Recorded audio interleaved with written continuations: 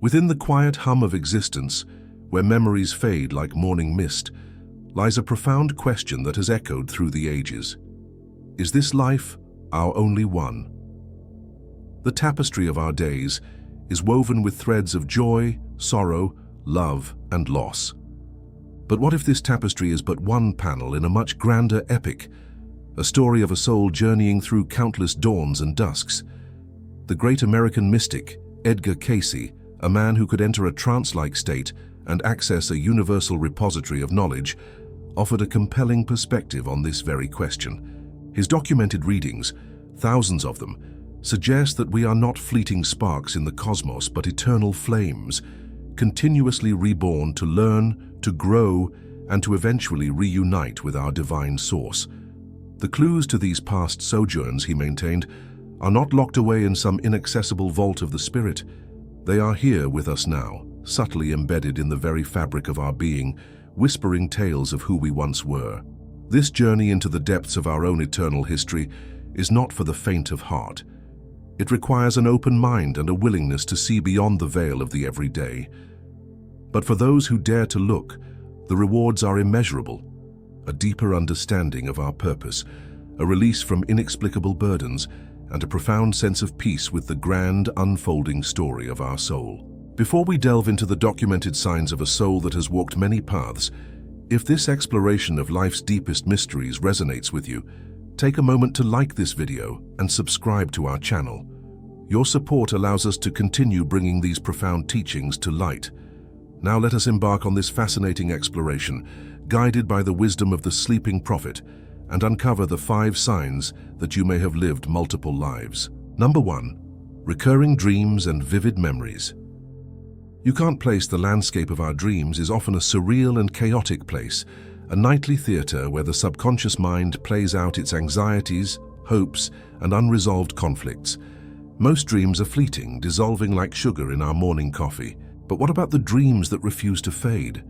The ones that return night after night, with the same strange setting, the same unfamiliar faces, the same sequence of events, playing out with the clarity of a lived experience. You might dream of walking through the bustling streets of a city you've never visited, the architecture and clothing belonging to a bygone era. Perhaps you find yourself in a humble cottage, speaking a language you don't know in your waking life, yet understanding every word. Or maybe it's a nightmare, a recurring terror of drowning or falling from a great height, a fear that feels intensely real and personal, yet has no basis in your current life's experiences. According to the extensive readings of Edgar Cayce, these are not mere figments of an overactive imagination. They are potential echoes of the past, fragments of memories from other lifetimes bleeding through the veil of consciousness. Cayce's work is filled with documented cases of individuals whose recurring dreams were traced back to specific, often traumatic events in a previous incarnation. He spoke of a woman who was plagued by nightmares of being trapped in a fire. In her waking life, she had a completely irrational and debilitating fear of flames. Through a life reading, Cayce uncovered a past existence in colonial America where she had perished in a house fire, a traumatic event her soul had carried forward. The recurring dream was not just a dream, it was a memory replay, her soul's attempt to process and release the lingering trauma. These memory dreams often possess a distinct quality. They feel different from ordinary dreams. The sensory details are incredibly sharp. You can smell the damp earth of a battlefield, feel the coarse fabric of a medieval garment, or taste the salt on the sea air from the deck of an ancient ship. The emotions they evoke are powerful and can linger long after you've woken up, leaving you with a sense of nostalgia for a time you've never known, or a deep-seated grief for people you've never met. It's a phenomenon that modern psychology struggles to explain fully, often attributing it to cryptomnesia, or hidden memories from books, films, or stories absorbed and forgotten. But Cayce offered a more profound interpretation. He suggested that our soul retains the imprint of all its experiences, and during the unguarded state of sleep, these imprints can surface. Consider also those waking moments of intense déjà vu, that uncanny feeling of having lived a moment before. While neurologists might explain this as a momentary glitch in the brain's processing of new information, Cayce's perspective invites us to consider a deeper possibility. Could that flash of familiarity be a genuine echo of a past experience? A recognition not of the place itself, but of a similar pattern, a similar emotional resonance from another time. He also spoke of what could be termed anomalous memories, having detailed knowledge of a historical period, a place or a skill that you've never formally studied. A person might find themselves inexplicably drawn to ancient Egypt, able to understand the symbolism of hieroglyphs without any training. Or someone could pick up a musical instrument and play a melody with a proficiency that defies their lack of practice. These are not just interests, they are resonations, the soul remembering its own history. For the older individual, reflecting on a lifetime of dreams and strange memories can be a powerful exercise. Have there been persistent themes, recurring landscapes, or familiar strangers in your nocturnal adventures? These are not to be dismissed. They are invitations from your deeper self, clues to the vast, rich, and epic story of your soul's journey through time. Number 2. Irrational fears and unexplained affinities. Our lives are shaped by what we love and what we fear. Some of these inclinations are easily understood, rooted in childhood experiences or learned behaviors. A fear of dogs after being bitten as a child makes perfect sense. A love for the ocean after a lifetime of happy seaside holidays is logical. But what about the fears and attractions that have no discernible origin in this life? The phobias that seem to spring from nowhere, and the passions that feel as if they are woven into the very core of our being. This is another domain where the whispers of past lives can be heard, according to Edgar Cayce. He proposed that strong emotional imprints, both positive and negative, can be carried across the threshold of death and rebirth. A traumatic death in a past life, for example, can manifest as an intense and irrational fear in the current one. Cayce's readings contain numerous accounts that support this idea. One famous case involved a man with a crippling fear of deep water. He had never had a negative experience with water in his life. In fact, he lived in a landlocked state, yet the very thought of being on a boat or swimming in a lake would induce a state of panic. A reading revealed a past incarnation as a sailor on a Spanish galleon that had sunk in a storm. The terror of that drowning experience had left an indelible mark on his soul, a karmic wound that was now expressing itself as a phobia. Similarly, a person with an inexplicable terror of enclosed spaces might be carrying the echo of a past life where they were buried alive or imprisoned in a dungeon. The fear of heights could stem from a fall in a previous existence. These are not punishments, Cayce clarified, but rather opportunities for the soul to face and heal old wounds. The fear is a signal, a flag planted by the soul, indicating an area that requires attention, understanding, and compassion. By bringing the origin of the fear into conscious awareness, often through hypnosis or deep meditation, the individual can begin the process of releasing its hold. It's about understanding that the threat is no longer present, that the past trauma is over, and that the soul is now safe. This perspective can be incredibly liberating, especially for those who have spent years struggling with a phobia that defies conventional therapy. It reframes the fear not as a personal failing or a psychological disorder, but as a courageous part of the soul's long journey toward healing and wholeness. On the other side of the coin are the powerful unexplained affinities we feel. Have you ever been inexplicably drawn to a particular culture or historical period? Perhaps you feel a deep sense of home when you hear Celtic music, or you have an innate understanding and appreciation for Japanese art and philosophy, despite having no ancestral connection to those cultures. This, Cayce suggested, is often the result of having spent one or more happy and fulfilling lifetimes in that cultural context. The soul remembers the beauty, the love, and the sense of belonging it experienced, and it carries that positive resonance forward.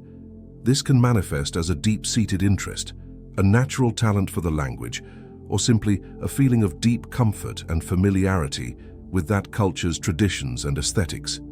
These affinities can also extend to professions or hobbies.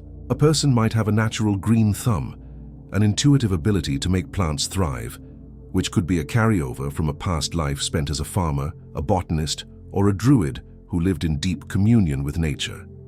Someone else might be a gifted storyteller, a natural healer, or an intuitive cook, their skills flowing from a place deeper than mere training in this lifetime. For those in their later years, Looking back at the persistent passions and irrational fears that have colored their lives can be a revelatory process. These are not random quirks of personality. They are the brushstrokes of past lives, painting a more complete picture of who you truly are, a soul with a rich and varied history. Recognizing these patterns is the first step toward understanding the lessons your soul has set out to learn in this current chapter of its existence. Number 3. Profound connections and recognizing your soul group. Relationships are the cornerstone of the human experience. They are the source of our greatest joy and our deepest sorrow. We navigate a sea of faces throughout our lives: family, friends, colleagues, and lovers. Yet among this vast sea, there are certain individuals with whom we share a connection that transcends the ordinary. It's a sense of immediate recognition, a feeling of having known them forever, even if you've only just met. This powerful sense of familiarity, according to Edgar Cayce, is often a sign of a past life connection, a reunion with a member of your soul group. The concept of soul groups is a central tenet of Cayce's teachings on reincarnation. He explained that we don't journey through our many lives alone. We travel with a cohort of souls, individuals with whom we share deep karmic bonds. In each lifetime, we agree to come together in various configurations to help each other learn, grow, and resolve unfinished business. The person who is your mother in this life may have been your child in another. Your closest friend could have been your spouse, your sibling, or even your adversary in a past existence. We switch roles, we change the dynamics, but the underlying soul connection remains. The purpose of these recurring encounters is to provide us with the opportunities we need for soul development. We come together to learn lessons about love, forgiveness, compassion, and patience. When you meet someone from your soul group, the recognition is often instantaneous and powerful. It can manifest as love at first sight, an immediate and deep friendship, or even an intense and seemingly irrational dislike. Cayce emphasized that these strong reactions, both positive and negative, are significant. A strong immediate aversion to someone can be a sign of a difficult past life relationship, one that holds a karmic debt or an unresolved conflict. The soul remembers the pain even if the conscious mind does not. This present lifetime then offers an opportunity to heal that rift, to choose a different response, and to balance the karmic scales. It is an invitation to transform an ancient enmity into understanding, or at the very least into neutrality and release.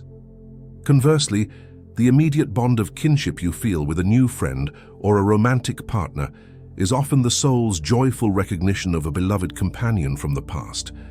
You find that you can finish each other's sentences, that you understand each other on a deep, intuitive level, and that being in their presence feels like coming home. These are what Cayce referred to as soulmates. It's important to note that his definition of a soulmate was broader than the popular romantic notion of a one and only.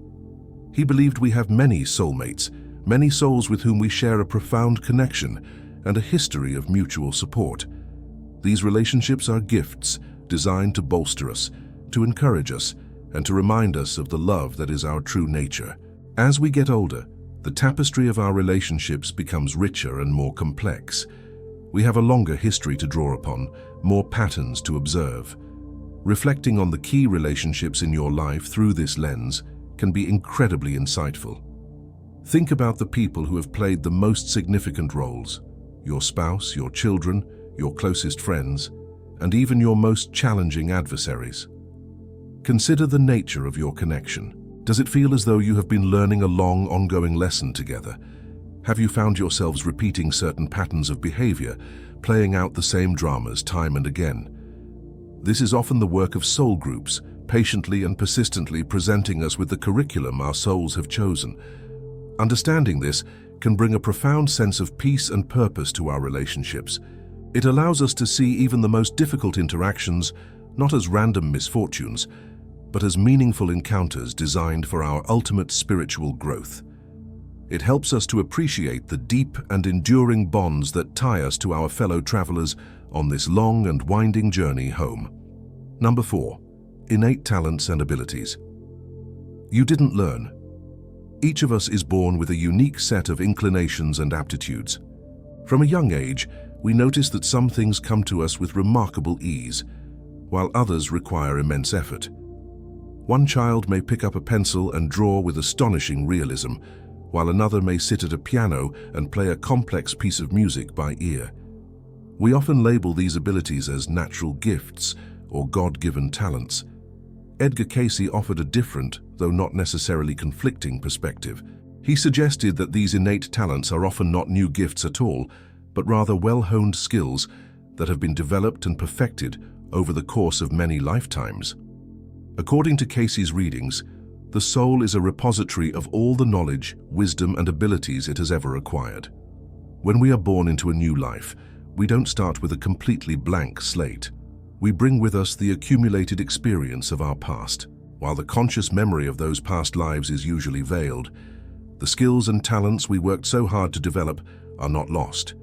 They are stored within the subconscious, ready to be reawakened. This is why some individuals demonstrate a prodigious talent in a particular field from a very early age, often with little or no formal training. Think of the musical prodigy who composes symphonies as a child, or the young artist who masters the principles of perspective and color with an intuitive grace. Cayce would suggest that these souls are not learning for the first time, but remembering. They are simply picking up where they left off in a previous incarnation. This principle applies not only to artistic and musical talents, but to a wide range of abilities. A person might have an innate talent for languages, able to pick up new dialects with surprising speed. This could be a reflection of lifetimes spent in different parts of the world, immersed in those cultures and languages. Another individual might be a natural leader, possessing an effortless charisma and a deep understanding of human dynamics, skills likely honed over lifetimes in positions of authority. Similarly, a person could be a gifted healer, with an intuitive sense of how to soothe and care for others, a continuation of a past life as a physician, a shaman, or a caregiver. Even skills that seem more mundane, such as gardening, carpentry, or financial acumen, can be the product of past life efforts. The Cayce readings provide compelling examples of this phenomenon. He gave a reading for a young man who was a brilliant mechanic, able to diagnose and fix complex engines with an almost psychic intuition.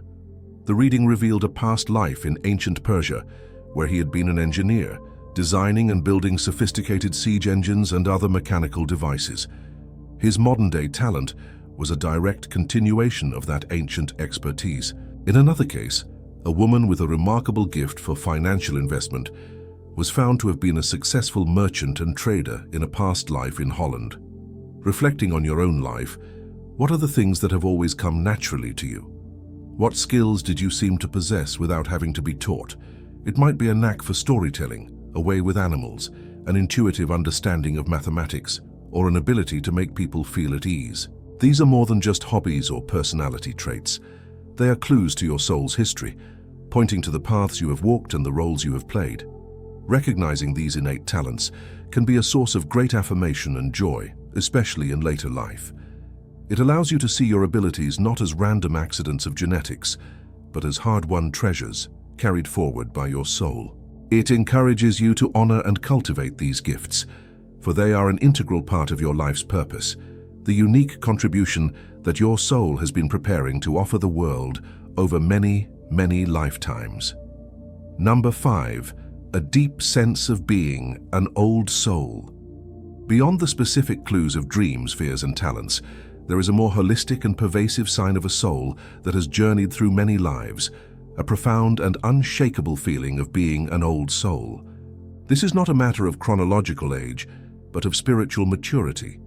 From a young age, individuals who are old souls often feel a sense of detachment from the fleeting dramas and material pursuits that captivate their peers.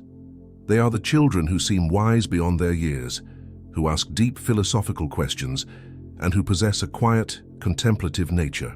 They often feel as if they are observers, watching the world with a sense of gentle amusement and a deep underlying understanding of the human condition. Edgar Cayce's teachings align perfectly with this concept.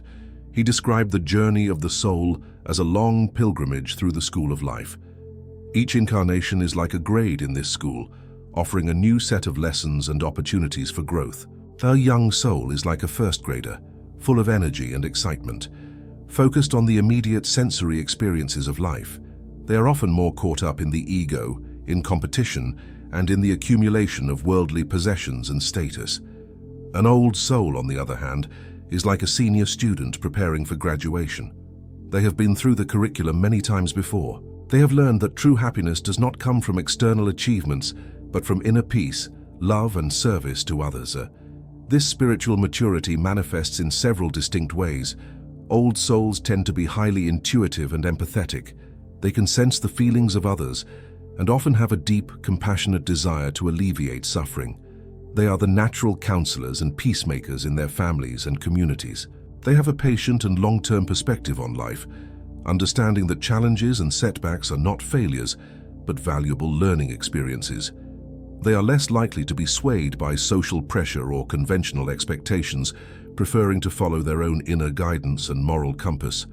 They often have a deep appreciation for the simple things in life: nature, solitude, meaningful conversation, and creative expression. In his readings, Cayce often spoke of the soul's ultimate purpose: to return to a state of oneness with its creator. The journey of reincarnation is the process through which the soul purifies itself of ego and selfishness and gradually awakens to its divine nature. Old souls are further along on this path.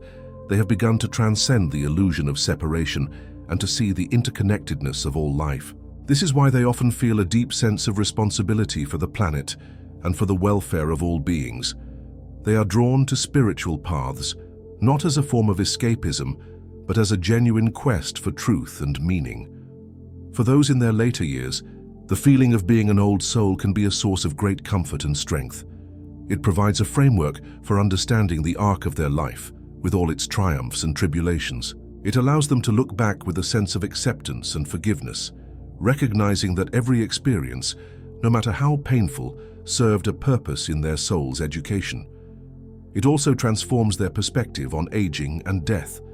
An old soul does not see death as an end, but as a transition, a gentle release from the physical body and a return to the spiritual realms before the next adventure begins. There is a sense of peace, a readiness to let go of the material world, and a quiet confidence in the continuity of life.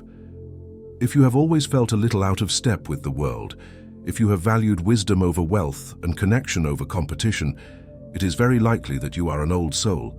You are a seasoned traveler on the path of eternity, and your presence in the world is a beacon of light and wisdom for all those who are still finding their way. The journey of the soul is the grandest of all epics, a story of love, loss, and redemption written across the canvas of eternity. The insights of Edgar Cayce offer us a precious gift, a map to understanding our own small but vital part in this cosmic drama. By paying attention to the whispers of our dreams, by honoring our deepest affinities and confronting our irrational fears, by recognizing the timeless bonds we share with our soul family, and by embracing the innate wisdom that resides within us, we can begin to piece together the magnificent tapestry of our own immortal existence. This understanding is not meant to be a distraction from our present life, but a tool to enrich it. It allows us to live more consciously, to love more deeply, and to walk our path with a greater sense of purpose and peace. The past has shaped us, but the present is where we create our future. One choice, one act of kindness, one moment of understanding at a time. The sleeping prophet has awakened us to a profound truth. We are far more than we appear to be. We are ancient travelers, eternal students, and divine sparks on a journey back to the heart of God.